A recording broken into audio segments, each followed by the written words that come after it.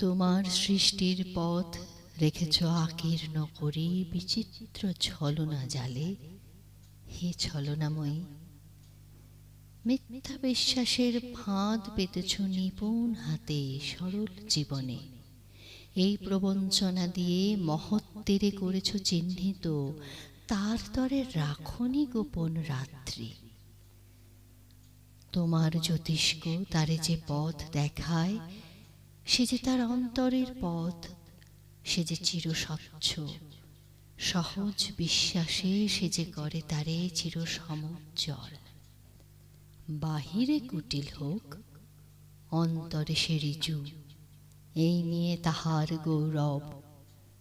লোকে তারে বলে বিড়ম্বিত, সত্যের সে পায় আপন আলোকে ধৌত অন্তরে অন্তরে।